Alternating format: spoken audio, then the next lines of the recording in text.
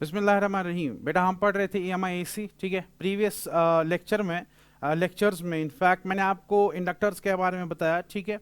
और previous lecture में मैंने आपको दिखाया कि डिफरेंट ज्योमेट्रीज का हम कोफिशिएंट ऑफ सेल्फ इंडक्शन या सेल्फ इंडक्टेंस जिसको हम बोलते हैं, इनका कैलकुलेशन हम कैसे करते हैं, ठीक है। आज के लेक्चर में मैं आपको बेटा इंडक्टर्स के बारे में और भी कुछ इंपॉर्टेंट और इंटरेस्टिंग प्रॉपर्टीज बताऊंगा, ठीक है। तो आज मैं आपको दिखाऊंगा कि अगर हम ये इंडक्टर्स जो मैंने आपको बताया था, जो अपने ऊपर बैक EMF डेवलप करते हैं जब भी उनके अंदर बेटा करंट चेंज होती है, ठीक है। तो अगर ये इंडक्टर्स हम सर्किट में ग्रुप करते हैं, यानी अगर हम इंडक्टर्स को सीरीज में रखते हैं या पैरेलल में रखते हैं, तो उनकी इंडक्टेंसेस पे क्या फर्क पड़ता है बेटा। हम ओवरऑल इंडक्टेंस हम कैसे निकालेंगे, ये मेरा आज का पहला टॉपिक होगा। बहुत छोटा टॉपिक है, उसके बाद बेटा एक और टॉपिक हम कंप्लीट करेंगे, ठीक है। तो फिलहाल मेरा आज का जो पहला टॉपिक है दैट इज बेटा ग्रुपिंग ऑफ इंडक्टर्स, ठीक है। सो ग्रुपिंग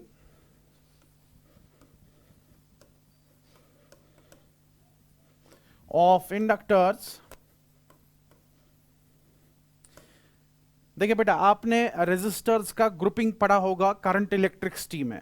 हम रेजिस्टर्स को बेटा ग्रुप करते हैं, डिपेंड करता है आपको क्या चाहिए होता है। आपको ज्यादा रेजिस्टेंस चाहिए होती है या कम रेजिस्टेंस चाहिए होती है, सो अकॉर्डिंगली हम वहां पे बेटा ग्रुप करते हैं। हम उनको सीरीज में ग्रुप करते हैं, पैरेलल में ग्रुप करते हैं।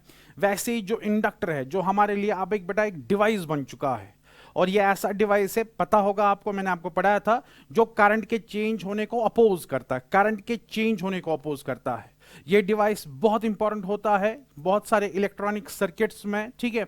तो जब हम इंडक्टर्स इस्तेमाल करते हैं तो सर्किट में अगर इनको हम पैरेलल में रखते हैं, सीरीज में रखते हैं, तो ओवरऑल इंडक्टेंस जो होती है बेटा वो चेंज हो जाती है। तो ओवरऑल इंडक्टेंस हम कैसे देखेंगे वो मैं आपको दिखाऊंगा ग्रुपिंग ऑफ इंडक्टर्स में। सबसे पहला जो ग्रुपिंग हम यहां पे करेंगे that will B series grouping, series grouping,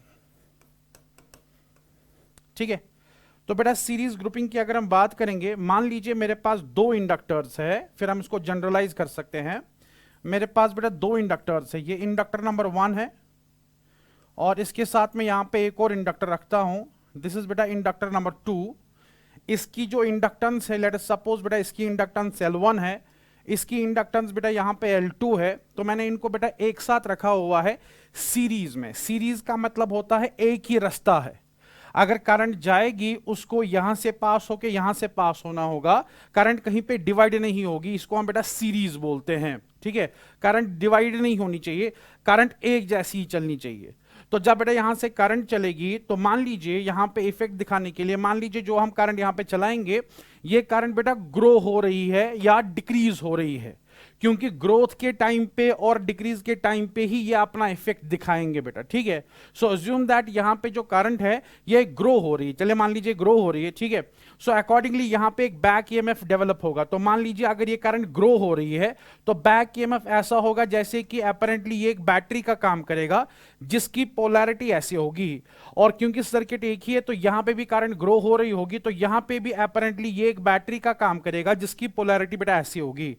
अब ये जो बैटरी है इसका EMF अगर हम देखेंगे developer that will be equal -L1 di/dt, ठीक है। यानी इसकी इंडक्टेंस और di आप कितनी तेजी से करंट को चेंज कर रहे हैं। और अगर हम इसका बैक EMF देखेंगे दैट विल बी इक्वल बेटा -L2 di/dt। अब क्योंकि ये एक ही सीरीज में यहां पे है तो ये दोनों सेल्स आपस में एक दूसरे को ऐड करेंगी, तो टोटल में मुझे कितना बैक EMF मिलेगा बेटा। टोटल में जो बैक EMF मुझे मिलेगा that is very easy to see. Total में बैक EMF जो होगा that will be simply equal बेटा E1 प्लस E2। बैटरी की पोलैरिटीज जो है ये इंडिकेट करती है कि ये और ये जो बैक EMF डेवलप हुआ ये आपस में एक दूसरे को बेटा ऐड करेंगे, ये आपस में एक दूसरे को ऐड करेंगे, ठीक है। तो टोटल में बैक EMF जो निकलेगा that will be equal to E1 को जमा करेंगे E2 के साथ, ठीक है। सो दैट मींस अगर मैं E1 की बात करता हूं बेटा, E1 के बदले आएगा -L1 di/dt, ठीक है। इसके बाद प्लस, अब E2 की बात करेंगे -L2 di/dt, ये मैंने इनके बदले लिखा। अब जब लेफ्ट साइड पे टोटल बैक EMF है, मैं टोटल सर्किट का बैक EMF भी इसी तरीके से लिख सकता हूं -L। -L का मतलब यह है that this will be the inductance of overall combination, ठीक है, and then बेटा di by dt, क्योंकि overall भी यहां पे करंट di by dt के हिसाब से ही वैरी हो रही है, पूरे सर्किट में di by dt वेरिएशन लग रहा है, ठीक है। तो यहां पे भी di by dt, यहां पे भी di by dt, यहां पे भी di by dt। फर्क ये है कि ये पहले इंडक्टर का यहां पे इंडक्टेंस है, दूसरे का इंडक्टेंस है, लेकिन यहां पे मैंने जो L लिखा ना, it is the equivalent inductance, क्योंकि ये पूरा सर्किट जो ये भी एक इंडक्टर की तरह बिहेव करेगा, ठीक है। और उसका इंडक्टेंस जो है वो यहां पे मैंने लिखा हुआ है बराबर इसी के फैशन के जैसा है। अब देखिए बेटा माइनस साइन सब में है, ये कैंसिल किया जा सकता है, di by dt, di by dt, di by dt, ये भी कैंसिल हो सकता है। इक्वेशन की लेफ्ट हैंड साइड पे भी है, राइट हैंड साइड पे भी है, तो यहां पे इन दो चीजों को, माइनस को और इसको माइनस करके, सॉरी कैंसिल करके, आपको मिलेगा दैट ओवरऑल इंडक्टेंस जो है that is L1 plus L2। इसको हम जनरलाइज कर सकते हैं, अगर आपके पास बेटा और भी इंडक्टर्स होंगे सीरीज में, so overall inductance will be equal to L1 plus L2 plus L3 and so on and so on. लेकिन बेटा एक बात याद रखिएगा, मैं जो ये टॉपिक आपको दिखा रहा हूं ना, ये मैं आपको म्यूचुअल इंडक्टेंस के बगैर दिखा रहा हूं। एक और टॉपिक है इमीडिएटली इसके बाद में स्टार्ट करूंगा, मे बी नेक्स्ट लेक्चर में, ठीक है। वहां पे हम देखेंगे म्यूचुअल इंडक्टेंस। म्यूचुअल इंडक्टेंस का मतलब ये है कि ये जो इंडक्टर्स है यहां पे, मतलब म्यूचुअल इंडक्टेंस ना होने का मतलब जो मैं अभी आपको दिखा रहा हूं ये, ठीक है।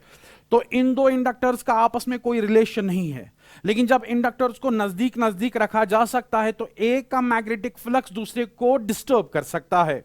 लेकिन मैं अपने टॉपिक में आज म्यूचुअल इंडक्टेंस का कोई भी कॉन्सेप्ट नहीं लाना चाहता हूं, मैं आपको डिस्ट्रैक्ट नहीं करना चाहता हूं। हां, जब मैं आपको म्यूचुअल इंडक्टेंस पढ़ाऊंगा, मैं इस टॉपिक को फिर से थोड़ा सा रिवाइज करूंगा along with the concept of mutual induction बेटा, ठीक है। फिलहाल यहां पे सिंपल दो इंडक्टर्स है जो दूर दूर रखे गए, दूर दूर इसलिए क्योंकि एक का मैग्नेटिक फील्ड दूसरे को डिस्टर्ब नहीं करना चाहिए। In that situation it is L1 plus L2।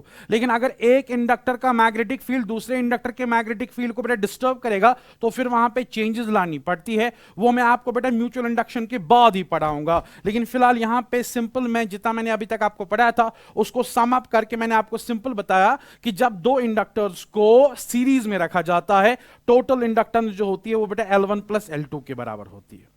So this happens in the series. आपको पता होगा बेटा रेजिस्टर जो होते हैं वो भी सीरीज में ऐड होते हैं।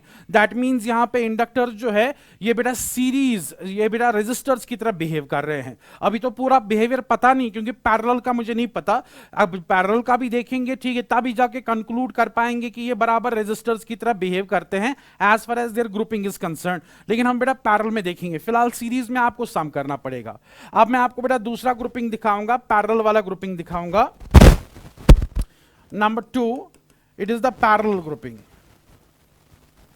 Parallel grouping. बेटा पैरेलल ग्रुपिंग में हम एक काम करेंगे, मान लीजिए मेरे पास दो इंडक्टर्स है और ये दो इंडक्टर जो है ये पैरेलल में बांधे गए हैं। ये एक इंडक्टर है, ये बेटा दूसरा इंडक्टर है। पैरेलल का मतलब है बेटा पोटेंशियल डिफरेंस जो होगा वो दोनों के अक्रॉस सेम होगा। तो इस तरीके से मैंने यहां पे पैरेलल रखा हुआ है। दिस इज बेटा इंडक्टर L1, दिस इज बेटा inductor L2 having inductance L1 L2, ठीक है। और ये आपस में पैरेलल है, यहाँ पे मेन सर्किट है, यहाँ से करंट जाएगी बेटा, करंट आई। ऑब्वियसली करंट जो है उसको हम चेंज करेंगे क्योंकि करंट के चेंज करने पे ही आपको इंडक्टर का बिहेवियर पता चलता है, ठीक है। अगर करंट कांस्टेंट होगी तो इंडक्टर जो है ये एक नॉर्मल वायर का काम करता है, उसके अंदर कोई बैक ईएमएफ नहीं बनता है जब करंट बेटा यहाँ पे कांस्टेंट रहती है। तो इंडक्टर का बिहेवियर जानने के लिए करंट का चेंज करना बहुत जरूरी है। तो फिलहाल यहां पे करंट आई जा रही है, ठीक है। और इस करंट के बेटा दो हिस्से हो जाएंगे, पढ़ा होगा आपने। एक हिस्सा यहां से जाएगा जिसका नाम है I1 रखूंगा, एक हिस्सा यहां से जाएगा जिसका नाम है बेटा I2 रखूंगा। ये दो करंट यहां पे वापस मिलके फिर से करंट I बेटा बनाएंगी, ठीक है। तो इस तरीके से यहां पे करंट डिवाइड हो रही है।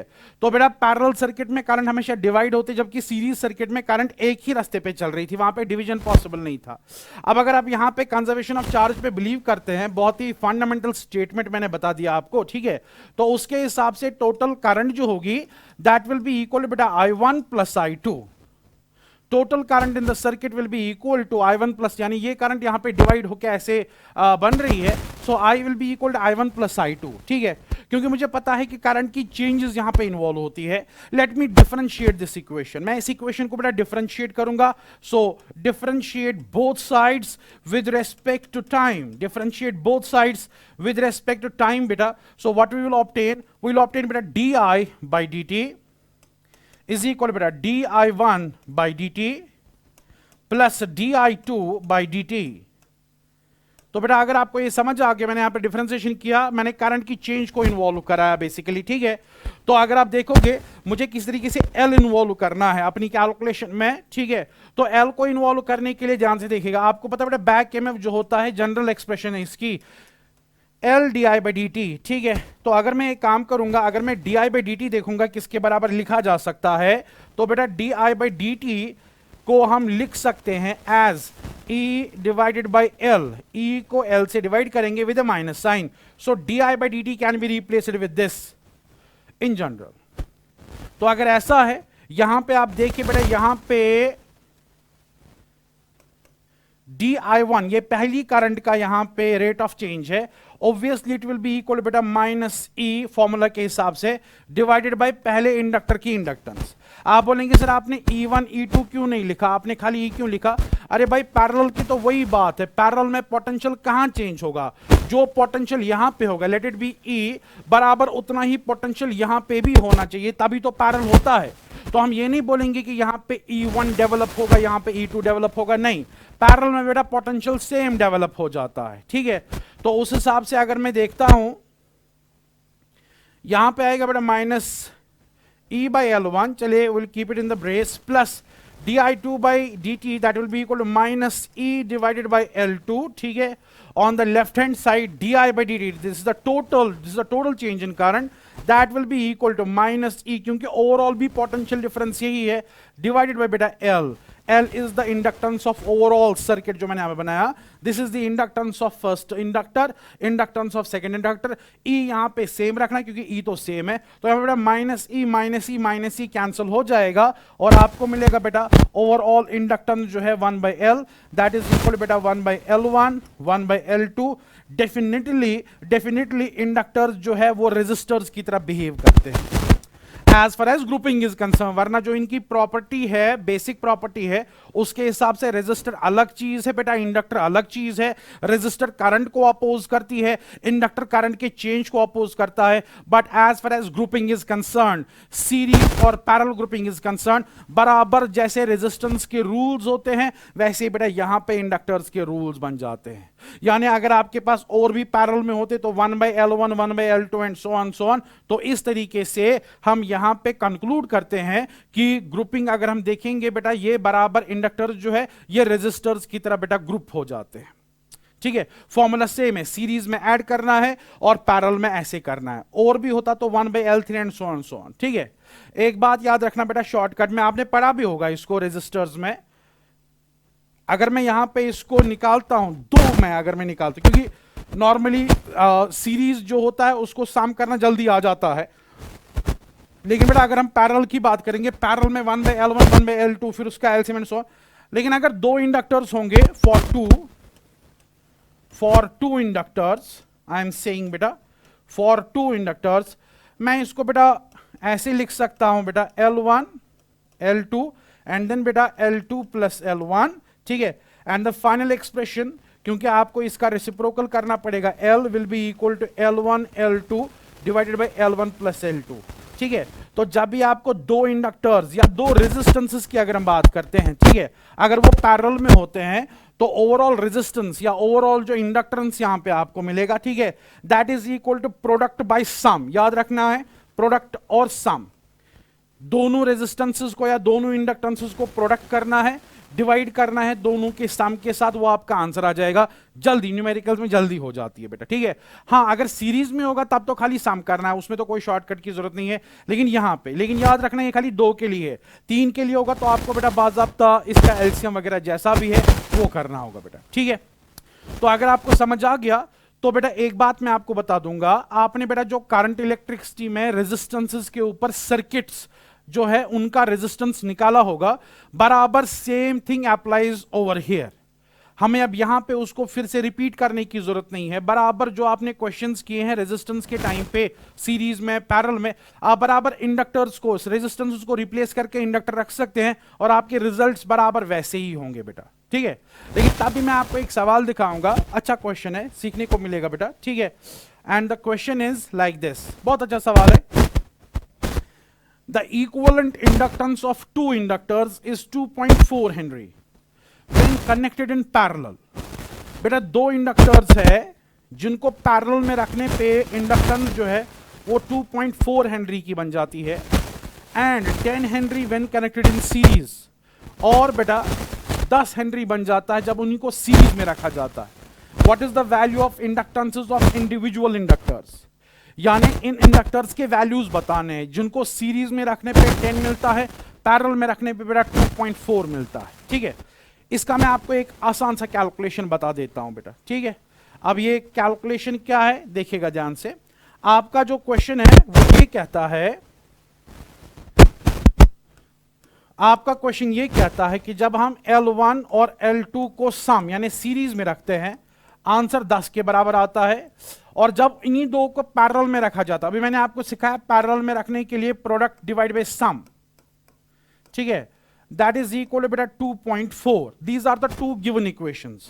Out of these two given equations हमें बेटा यहां पे L1 और L2 का वैल्यू निकालना। ये कौन सी ऐसी इंडक्टेंस थी, ठीक है, तो इनका वैल्यू निकालने के लिए मैं आपको, there are so many mathematical ways, quadratic equation भी बन सकते हैं, लेकिन उससे बचने के लिए हम इसको एक शॉर्ट में कर सकते हैं। ठीक है, वो ऐसा है, यहां पे मैं एक काम करूंगा, L1 प्लस L2 जो है that is equal to 10। I can use this in equation 2 बेटा। ठीक है, यूज 1 इन 2, तो जब मैं बेटा यहां पे 1 को 2 में इस्तेमाल करूंगा, वी विल रेडीली ऑब्टेन बेटा L1 L2 divided by L1 plus L2 is 10 and that is equal to बेटा 2.4। ठीक है, और यहां पे आपको L1 L2 का प्रोडक्ट मिलेगा विच इंप्लाइज बेटा L1 into L2 will be equal to 24. Now I got one more equation. That means मुझे दो numbers का sum और product पता है। ठीक है, call this as equation 3. Now in order to solve these two, हम एक काम करेंगे, I'll be writing an identity, पढ़ा होगा आपने lower class में बेटा, L1 minus L2 whole square can be written as L1 plus L2 whole square minus 4 times L1 L2। अगर हम देखेंगे बेटा L1 minus L2 whole square that is equal to L1 square plus L2 square minus 2 L1 L2। अगर L1 plus L2 का square करेंगे तो L1 square L2 square plus, तो इस इक्वेशन को बराबर करने के लिए मुझे 4 टाइम्स L1 L2 लिखना बहुत जरूरी है। ठीक है, तो अगर मैंने लिख दिया, ये अब यहां पे एक फैक्ट बनेगा that this can be written like this, लेकिन इससे ये फायदा है कि मुझे L1 माइनस L2 डायरेक्टली पता चलेगा, विच इंप्लाइज बेटा L1 माइनस L2 का स्क्वायर जो है that is equal to some. सम मुझे पता है बेटा 10 का होगा स्क्वायर, माइनस प्रोडक्ट मुझे पता है बेटा वो 24 है। ठीक है, so this will be equal to, अगर हम सब्ट्रैक्शन की बात करेंगे, ये तो बेटा 100 बनेगा, माइनस ये बनेगा 4 into 24 48 96 बेटा बनेगा, and this is equal to बेटा 4। ठीक है, तो अगर ये 4 के बराबर आ गया, इसका मतलब ये है दैट L1 minus L2 is equal to बेटा, अगर स्क्वायर इस पे रूट आएगा तो 2 के बराबर आएगा। Now it is very easy to solve the first equation and this last equation. The first equation says that L1 plus L2 is 10, ठीक है, and this says that L1 minus L2 is 2। आप इसको solve कर सकते हैं, ये तो जबानी भी हो जाएगा।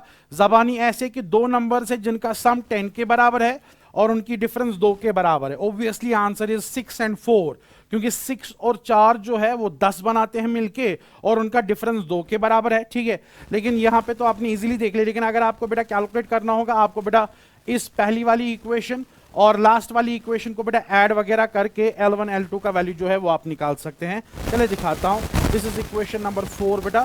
सो ऐड 1 and 4, ऐड 1 and 4, तो पहला और ये वाला ऐड करके L1 ऐड हो जाएगा, L2 कैंसिल होगा, सो 2 times L1 will be equal बेटा, ऊपर था 10 प्लस 2 हो गया 12, ठीक है, and that means L1 will be equal to 6, ठीक है, and sum is equal to 10, that means L2 का वैल्यू ऑटोमेटिकली बेटा 4 बन जाएगा। आप इसको जबानी भी कर सकते थे, लेकिन अगर नंबर कुछ और होंगे तो आपको यही करना है। तो याद रखें बेटा, जब भी ऐसे आपको कंडीशन दी जाती, चाहे रेजिस्टेंस में दी जाती है, ठीक है, दो रेजिस्टेंसेस का सम जो है यानी सीरीज जो है वो दिया है और उनका पैरेलल ऐसा दिया है, सो फॉलो दिस वे, आप जल्दी से जल्दी क्वाड्रेटिक इक्वेशन में फंसने के बगैर ही इसका आंसर जो है वो निकाल पाएंगे बेटा। ठीक है, So this is how we calculate the grouping of inductors बेटा, ठीक। तो याद रहे सीरीज में ऐड हो जाता है और पैरेलल में आपका फॉर्मूला वही जैसे आपके रेजिस्टेंस का आता है 1/R is equal 1/R1 plus 1/R2 and so on, ठीक है। So this is what we have the grouping of inductors beta. Moving on to the next topic. Now the next topic. Okay beta. क्योंकि मैंने आपको कहा मैं आपको inductors के बारे में कुछ इंपॉर्टेंट प्रॉपर्टीज बताऊंगा। आज मैं जो आपको दूसरी प्रॉपर्टी बताऊंगा, that property is what we call as an energy stored by an inductor. एक इंडक्टर के थ्रू जब हम करंट डालते हैं, ठीक है, करंट को एस्टैब्लिश करते हैं। एस्टैब्लिश वर्ड मैंने इसलिए बोला क्योंकि जब हम इंडक्टर के थ्रू करंट डालना चाहते हैं, इंडक्टर उसको बहुत अपोज करता है, लेकिन कुछ टाइम के बाद करंट एस्टैब्लिश हो जाती है, करंट अपना वैल्यू ले लेती है। तो ये करंट अपना वैल्यू लेने के लिए बाज़ाब्ता इसके ऊपर काम करना पड़ता है। काम करती है बैटरी इसके थ्रू करंट को एस्टैब्लिश करने में। लेकिन बैटरी जो काम करती है, ठीक है, वो काम इंडक्टर के अंदर बेटा स्टोर रहता है in the form of potential energy, इसको हम मैग्नेटिक पोटेंशियल एनर्जी भी बोलते हैं, ठीक है। तो मेरा अभी का जो टॉपिक है, मैं आपको दिखाऊंगा कि एक इंडक्टर अपने अंदर कितनी एनर्जी जो है वो स्टोर करके रखता है, ठीक। तो मैं टॉपिक का नाम लिखूंगा एनर्जी स्टोर्ड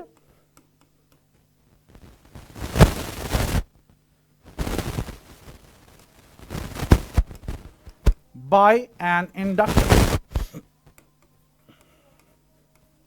मैंने जो अभी कहा मैं उसको बेटा रिपीट करूंगा। पहले टॉपिक है energy stored by an inductor, बहुत इंपॉर्टेंट टॉपिक है बेटा, फिजिक्स के लिहाज से बहुत इंपॉर्टेंट, एग्जाम्स के लिहाज से भी इंपॉर्टेंट है, बहुत क्वेश्चंस पूछे जा चुके हैं इस टॉपिक से, लेकिन फिजिक्स के लिहाज से ये बहुत इंपॉर्टेंट है। जिसको ये समझ आता है उसी को इलेक्ट्रोमैग्नेटिक वेव समझ आता है, उसी को समझ आएगा लाइट का असली बिहेवियर क्या है, जब आप यहां से कॉन्सेप्ट अपना डेवलप करेंगे बेटा, ठीक है। तो फिलहाल energy stored by an inductor. Now energy stored by an inductor, इसका क्या मतलब है, कौन सी एनर्जी, कैसी एनर्जी, ठीक है। तो देखिए, मान लीजिए मेरे पास एक इंडक्टर है बेटा,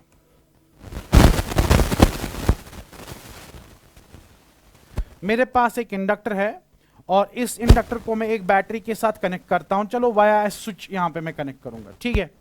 तो जैसे मैं यहां पे बेटा स्विच को ऑन करूंगा, you know that current has to start from zero. पहले तो था नहीं, कोई करंट नहीं है, लेकिन जैसे ही मैंने इसको यहां पे स्विच ऑन किया, करंट बेटा इंक्रीज हो जाएगी टू हैविंग, जब तक वो अपने मैक्सिमम वैल्यू तक नहीं पहुंचता है, but current will be in increasing process, ठीक है। तो जब बेटा करंट यहाँ पे इंक्रीजिंग प्रोसेस में होगी तो यहाँ पे आपको पता है यहाँ पे बैक ईएमएफ डेवलप होगा जो करंट को बेटा अपोज करेगा, ठीक है। एंड द बैक ईएमएफ जो आपको पता है that is equal to minus L D I by D T. Minus sign indicate करती है कि ये इस वाली करंट को बेटा अपोज करना चाहती है, ठीक है। तो अगर ये इस वाली करंट को ही अपोज करना चाहती है, यानी यहाँ पे जो ये बैटरी यानी यहाँ पे जो ये इंडक्टर है, ये अपेरेंटली बैटरी का काम करेगा जो करंट को यहां की तरफ सेंड करने लगेगा बेटा। अगर आप चाहते हैं इंडक्टर के थ्रू करंट चले, इंडक्टर के अंदर करंट एस्टैब्लिश हो, आपको रुकावट आ रही है, आपको अपोजिशन आ रही है, तो अगर आप चाहते हैं कि ये जो करंट आपने भेजना चाहते हैं ये करंट इसके अंदर एस्टैब्लिश हो, उसके लिए बेटा बाज़ाब्ता काम करना है, और काम करेगी ये बैटरी करंट को सेंड करने में, वहां से अपोजिशन आ रही है। तो इस बैटरी को कितना काम करना पड़ेगा, यहां से इसके थ्रू करंट को एस्टैब्लिश करने में, अपना वैल्यू लेने में कितना काम करना पड़ेगा, इसका हमें बेटा यहां पे कैलकुलेशन करना है, ठीक है। तो कैलकुलेशन करने के लिए पहले तो आपको यह मानना पड़ेगा कि काम करना है इसके अंदर करंट को एस्टैब्लिश करने के लिए। अब कितना काम करना है उसका मैं आपको यहां पे हिसाब बताता हूं, ठीक है। सो इलेक्ट्रिकल पावर सप्लाइड यानी work done per unit time, जिसको हम पावर बोलते हैं, तो बैटरी को कितना पावर यहां पे एक्सर्ट करना होगा, that will be equal बेटा dw by dt। पावर की बेसिक डेफिनेशन है, वर्क डन पर टाइम, ठीक है। तो बैटरी को कितना काम करना पड़ेगा, small amount of work done in establishing current, थोड़ी सी करंट इसके अंदर डाल दीजिए, ठीक है। दैट विल बी इक्वल बेटा pdt। So work done by battery, small work done by battery in establishing the current is equal बेटा pdt, where p is the power. आपने बेटा पढ़ा होगा करंट इलेक्ट्रिसिटी में, power is simply the product of voltage and current. तो यहां पे EMF E and the current in the circuit, that is बेटा पावर इज इक्वल टू बेटा product of voltage and current. अब ये जो वोल्टेज है ये वो वोल्टेज है जो बैटरी सेंड करेगी, यानी बैटरी अप्लाई करेगी ताकि यहां के थ्रू करंट एस्टैब्लिश हो आए। ये वो वोल्टेज है जो बैटरी यहां पे एस्टैब्लिश करेगी। लेकिन बेटा आपको पता है बैटरी को जो वोल्टेज देनी होगी ना, वो कम से कम बैक ईएमएफ के बराबर होनी चाहिए। चलो हम ज्यादा की बात नहीं करेंगे, लेकिन कम से कम बैक ईएमएफ के टक्कर की तो होनी चाहिए। बैक ईएमएफ जो है वो चाहता है कि करंट ना चले, लेकिन अगर आप चाहते हैं करंट चले तो बैटरी को जो वोल्टेज यहां पे सप्लाई करनी होगी करंट को एस्टैब्लिश करने में, वो कम से कम इसके बराबर तो होनी चाहिए ना। So this is the voltage developed by the battery जो यहां पे सर्किट के अंदर है, but this voltage has to be equal to, in magnitude it has to be equal to the EMF back EMF of the inductor बेटा। तो यहां पे अगर हम देखेंगे this should be equal to L di by dt। ये मैंने बेटा E के बदले लिखा, I अपनी जगह पे है and then बेटा dt। This is the small amount of work done bye the battery. याद रहे बैटरी को जो वोल्टेज देनी होगी कम से कम इतनी वोल्टेज देनी तो बहुत जरूरी है। अगर ये नहीं दे पाया तो करंट बेटा एस्टैब्लिश नहीं हो पाएगी, ठीक है। तो यहां पे अगर आपको ये समझ आ गया, so the total work will B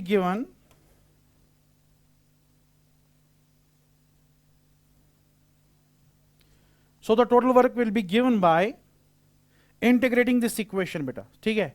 so which implies W will be equal to integration of, यहां पे बेटा L आएगा, ठीक है, उसके बाद I आएगा, उसके बाद DI आएगा, ठीक। That means we need to integrate this equation. So which implies बेटा, इसको याद रखिए, कभी करंट की वेरिएशन डिफरेंट भी होती है तो न्यूमेरिकल को यहां से भी करना पड़ सकता है, ठीक है, apart from using the basic equation जो मैं यहां पे दिखाने वाला हूं। So W will be equal to बेटा, यहां पे L बाहर निकलेगा, integration of I DI that will be equal बेटा I स्क्वायर डिवाइडेड बाई 2, ठीक है। So that means work done in establishing the current, work done in establishing the current is equal to 1/2 LI square. And this work done by battery, जो यहां पे battery ने काम किया वो बेटा इसके बराबर है। अगर इसने करंट I एस्टैब्लिश की तो यहां पे करंट का वैल्यू यहां पे डाल देना, आपको पता चलेगा कितना काम किया, ठीक है। अगर करंट एस्टैब्लिश नहीं की, करंट का वैल्यू 0 आएगा, so no work is done, ठीक। लेकिन जितना यहां पे बैटरी ने काम किया करंट I को एस्टैब्लिश करने में, ये वर्क बेटा इस सोलेनोइड के अंदर या इंडक्टर के अंदर बेटा स्टोर रहता है, ठीक है। ये स्टोर रहता है as the potential energy, and that potential energy is exactly equal to the work done, and that is equal to beta 1/2 Li square. This is the energy stored by an inductor when current I flows through it.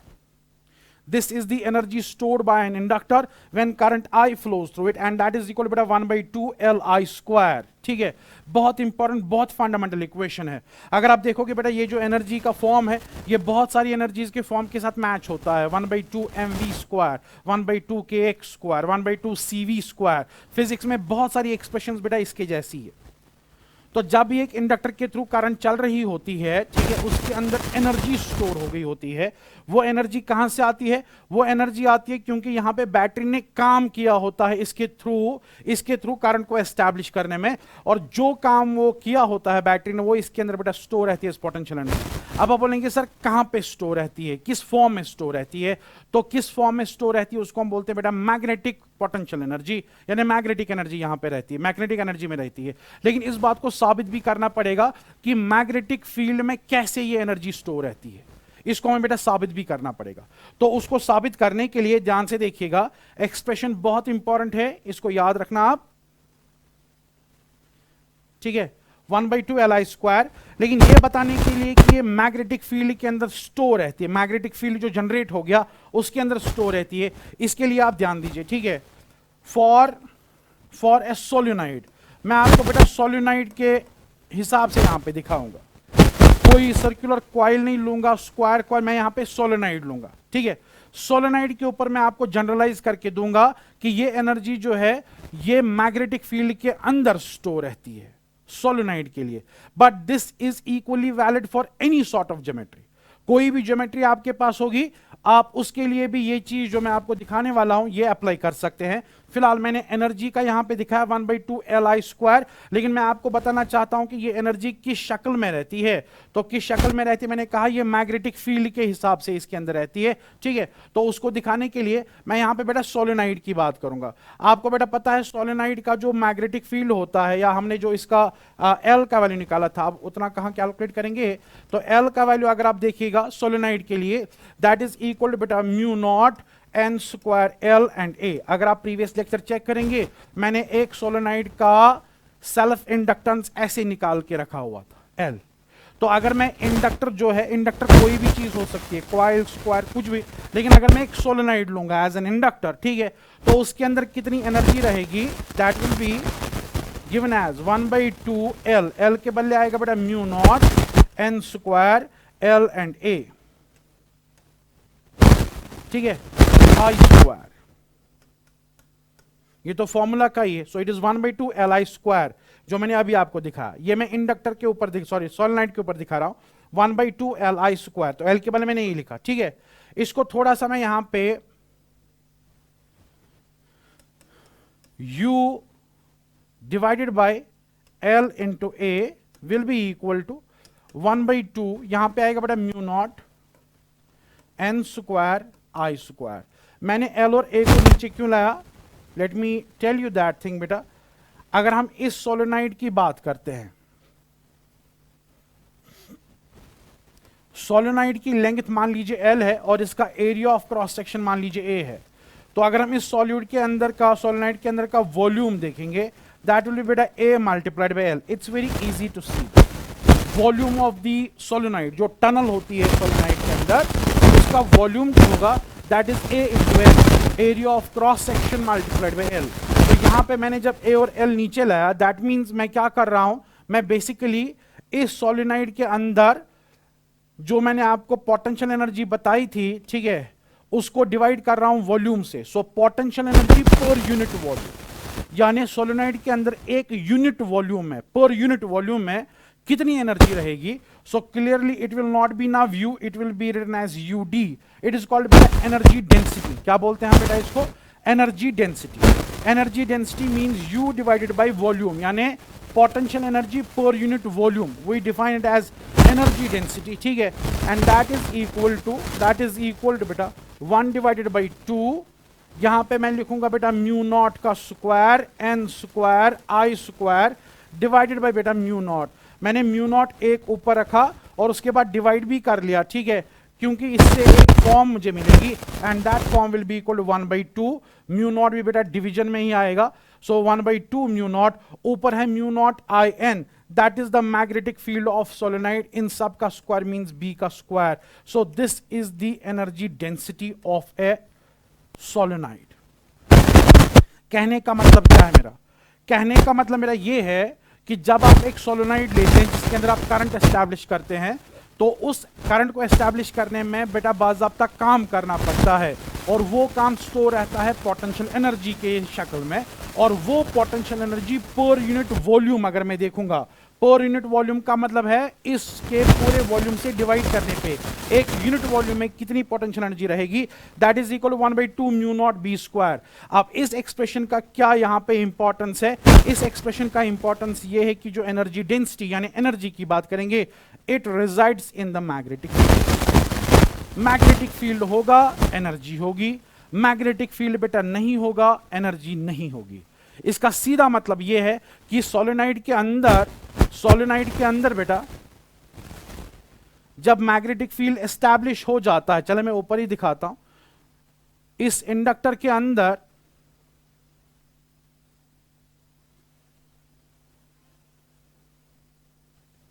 जब current establish की जाती है, इसके अंदर बेटा magnetic field establish हो जाता है, और उसी मैग्नेटिक फील्ड के अंदर एनर्जी होती है। So magnetic fields are always associated with energy. Magnetic fields are always associated with energy. इस बात का पता हमें इस लास्ट वाली इक्वेशन पे चला।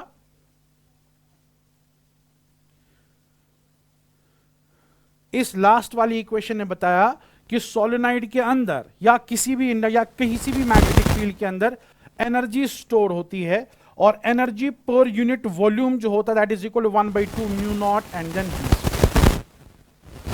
बराबर। इसी तरह इलेक्ट्रिक फील्ड के अंदर भी एनर्जी स्टोर होती है, जो हम बेटा इलेक्ट्रोस्टैटिक्स में पढ़ते हैं कैपेसिटर्स में, इलेक्ट्रोस्टैटिक्स में कैपेसिटर्स में। आपकी इंफॉर्मेशन के लिए बोल रहा हूं, अदरवाइज मेरा टॉपिक यहां पे खत्म हो गया। आपकी इंफॉर्मेशन के लिए बोल रहा हूं, जब इलेक्ट्रिक फील्ड होता है ना बेटा, इलेक्ट्रिक फील्ड किसी भी जगह पे किसी भी रीजन में, ठीक है, ऑल्दो मैंने यहां पे ये आपको सोलेनोइड पे दिखा, but it is applicable to any magnetic field. वैसे ही बेटा जब कहीं पे इलेक्ट्रिक फील्ड होता है, इलेक्ट्रिक फील्ड के साथ भी एनर्जी एसोसिएटेड होती है, और इसी के जैसी इक्वेशन वहां पे 1/2 एप्सिलॉन नॉट ई स्क्वायर होती है। फर्क ये है कि यहां पे एप्सिलॉन नॉट ऊपर होता है, यहां पे म्यू नॉट बेटा नीचे होता है। This is the energy associated with the electric fields, this is the energy associated with the magnetic fields. कहने का मतलब है मैग्नेटिक फील्ड के अंदर एनर्जी होती है, इलेक्ट्रिक फील्ड के अंदर भी एनर्जी होती है। That means both electric as well as magnetic field जो है वो एनर्जी कैरी करते हैं, और इसी से हम ये बोलते हैं कि जो लाइट है बेटा that is an electromagnetic wave. हालांकि अभी हम वहां नहीं पहुंचे, but light is an electromagnetic wave, means उसके अंदर इलेक्ट्रिक फील्ड भी होता है, मैग्नेटिक फील्ड भी होता है, और इन दोनों फील्ड्स के अंदर एनर्जी एसोसिएटेड होती है। दैट मींस सन से जो लाइट हमारे पास पहुंचती है वो हमें एनर्जी देती है, और वो एनर्जी हमारे पास पहुंचती है किन के थ्रू बेटा, मैग्नेटिक फील्ड के थ्रू और इलेक्ट्रिक फील्ड के थ्रू। तो बनाने वाले ने जिस तरीके से लाइट बनाई है, ठीक है, तो सन से लेकर आपको पता है पूरे सोलर सिस्टम पे, चलो सोलर सिस्टम छोड़ दीजिए, अर्थ पे पूरी जो लाइफ है वो सन की वजह से है, लाइट की वजह से है बेटा। और जो लाइट एनर्जी वहां से निकल के यहां पे आती है, जो एनर्जी हमें मिलती है वो बेटा इलेक्ट्रिक और मैग्नेटिक फील्ड ही कैरी करते हैं। इलेक्ट्रिक फील्ड्स के साथ भी एनर्जी होती है, मैग्नेटिक फील्ड्स के साथ भी एनर्जी होती है, और मैंने वो यहां पे आपको दिखाया। इन चीजों का जिक्र हम एक चैप्टर में करते हैं, उसको हम इलेक्ट्रोमैग्नेटिक वेव्स बोलते हैं। वहां पे इनके साथ डील करना ज्यादा जरूरी होता है बेटा। वहां पे इलेक्ट्रोमैग्नेटिक वेव्स ही है, तो इलेक्ट्रोमैग्नेटिक मींस कि आपको इलेक्ट्रिक फील्ड और मैग्नेटिक फील्ड से एनर्जी देखनी पड़ती है, ठीक है। फिलहाल आप इस चीज को छोड़ दीजिए जो मैंने आपको बताया। यहां पे हम यहां पे इस कंक्लूजन पे पहुंचे कि कहीं पे भी अगर मैग्नेटिक फील्ड होता है, किसी भी रीजन में मैग्नेटिक फील्ड होता है, तो वहां पे यूनिट वॉल्यूम के अंदर जो एनर्जी होती है उस मैग्नेटिक फील्ड के अंदर that is equal to 1/2 mu naught E square. मैंने आपको बेटा दो एक्सप्रेशंस दी, ठीक है, याद रखने के लिए। पहली एक्सप्रेशन जो है वो ये वाली एक्सप्रेशन है,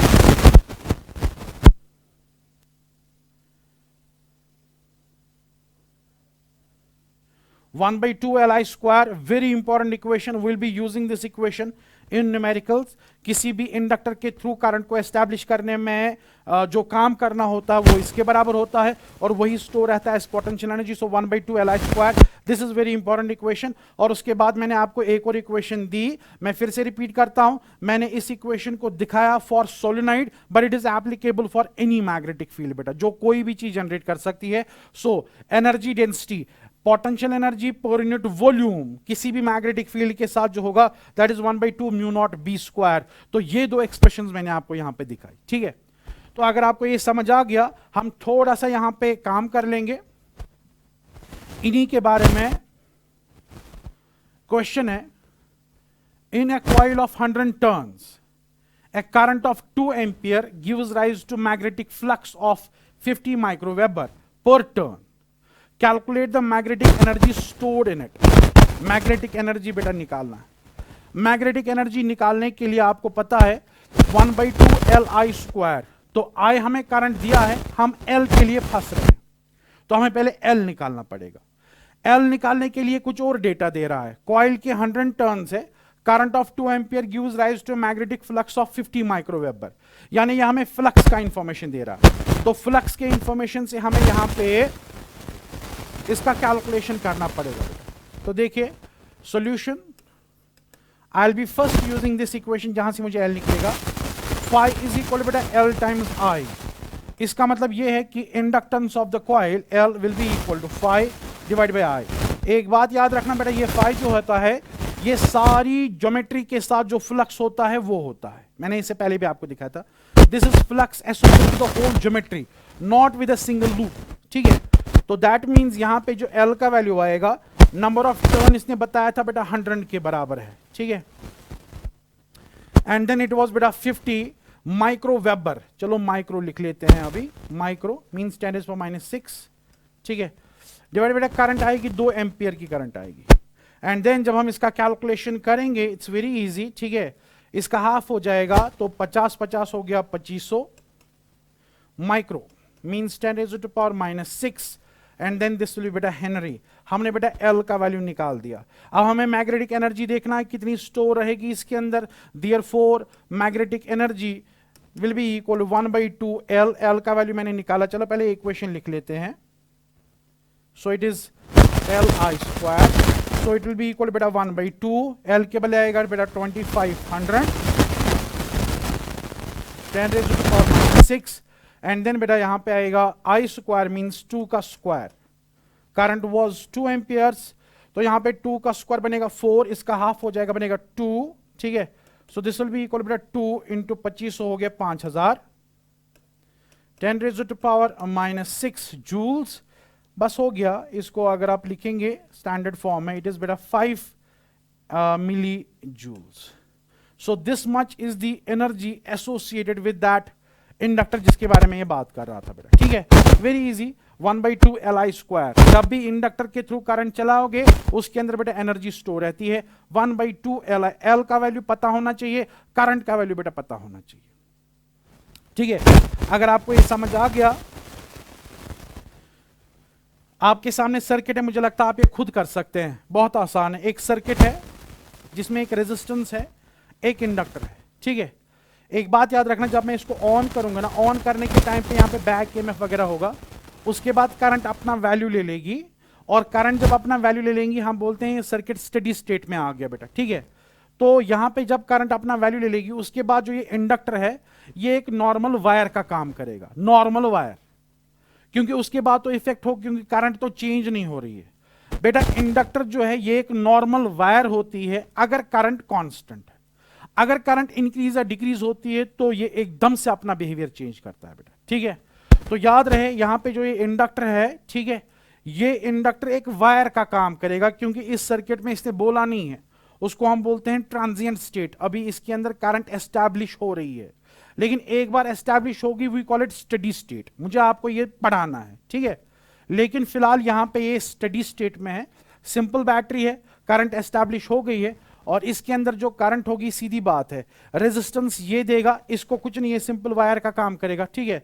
तो यहां पे जो करंट होगी बेटा, that current will be equal बेटा total voltage that is 10 volt divide by resistance that is 2 ohm, that means इस सर्किट में करंट होगी बेटा 5 ampere. Once the current is 5 ampere, you know that यहां पे तो मैग्नेटिक फील्ड होगा ही होगा, और उस मैग्नेटिक फील्ड के अंदर कितनी एनर्जी होगी, 1/2 Li²। आई होप आपको समझ आ गया होगा बेटा, ठीक है। हम और भी क्वेश्चन यहां पे कर सकते हैं, जैसे कि ये क्वेश्चन है, the current in a coil, बहुत अच्छा क्वेश्चन है ये, the current in a coil of self inductance 4 Henry is given by I is equal to 4 sin t²। Find the amount of energy spent during the period when the current changes from 0 to 4 ampere. एक coil के अंदर current जो है वो change हो रही है, ठीक है, और चेंज हो रही है इस हिसाब से, चेंज हो रही है बेटा इस हिसाब से। हमें बताना है कि कितना एनर्जी स्पेंड करना पड़ेगा, यानी एनर्जी कितना, यानी काम कितना करना पड़ेगा, ठीक है, during the period when the current changes from 0 to 4 ampere. अब देखो बेटा, आपको इससे डरना नहीं है, करंट वैरी हो रही है एज पर दिस वैल्यू, लेकिन हम अपने सॉल्यूशन को टाइम डोमेन में नहीं लाएंगे बेटा, ठीक है। 4 हेनरी का इंडक्टर है, हम इसमें टाइम डोमेन नहीं लाएंगे। आपको बेटा पता है डायरेक्टली भी कर सकते हैं, it is equal to basically integration of I Li di। जब मैंने इसका डेरिवेशन दिखाया था हम यहां पे कर रहे थे बेटा, ठीक है। So it is Li di। So current is variable, obviously ये दिखा रहा है वेरिएशन है, लेकिन हम यहां पे करंट का वैल्यू नहीं लिखेंगे, क्योंकि हमारा इंटीग्रेशन जो है वो टाइम डोमेन में चला जाएगा। करंट वेरिएबल है, ठीक है, नो प्रॉब्लम। अब ये बोल रहा है कि जब करंट चेंज हो रही है ओवरऑल, कैसा वेरिएशन हमें उसके साथ कुछ नहीं है, but current is changing from 0 to 4 ampere. You have to find the energy spent, कितना काम करना पड़ा होगा बैटरी ने, तो हम डायरेक्टली कर लेंगे, कोई मसला नहीं है। This is equal to l constant निकलेगा, integration of i d i is बेटा i square by 2 within the limit 0 से लेकर 4 एम्पियर तक देखना था बस, क्योंकि करंट इसके बाद भी वेरी होगी, लेकिन ये बोल रहा है 0 से लेकर 4 तक ही बताओ कितना आएगा, ठीक है। So that means it will be equal to बेटा एल, ठीक, यहां पे आएगा बेटा 4 square by 2 minus 0 square by 2 बेटा, and that means this will be equal to L का वैल्यू इसने दिया था कुछ 4 Henry,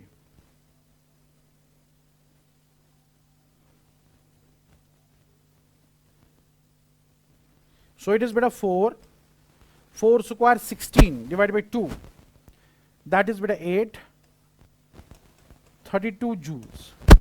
This much of energy was spent in establishing current from 0 to 4 ampere. I repeat, इस न्यूमेरिकल में बेटा इसने करंट का वेरिएशन दिखाया था 4 sin t square, current very हो रही थी, हमने सिंपली देखा 0 से लेकर 4 एम्पियर तक कितना काम करना पड़ा, तो उसके लिए मैंने यहां पे सीधे यहां से इसका कैलकुलेशन किया बेटा, ठीक है।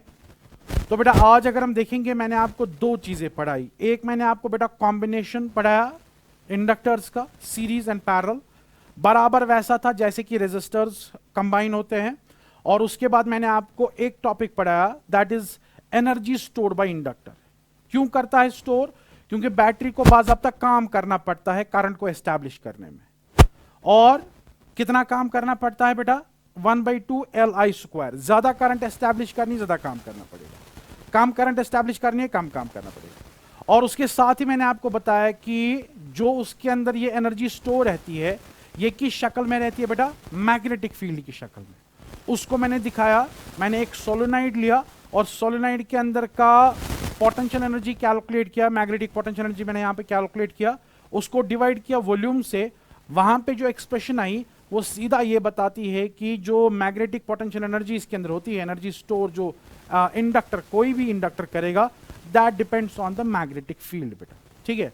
तो उससे ये कंक्लूजन पता चला कि मैग्नेटिक फील्ड अपने अंदर एनर्जी रखते हैं, इलेक्ट्रिक फील्ड भी अपने अंदर एनर्जी रखते हैं। That is the reason light जो कि इलेक्ट्रोमैग्नेटिक वेव है उसके अंदर एनर्जी होती है, ठीक है। बस दो ही एक्सप्रेशंस थी और उन दो एक्सप्रेशंस में मैंने आपको बेटा कुछ न्यूमेरिकल्स कराए। आई होप बेटा आपको आज का लेक्चर जो है समझ आएगा, अच्छा लगेगा, ठीक है। बाकी इंशाल्लाह हम नेक्स्ट लेक्चर में देखेंगे बेटा, ठीक है। तो अल्लाह।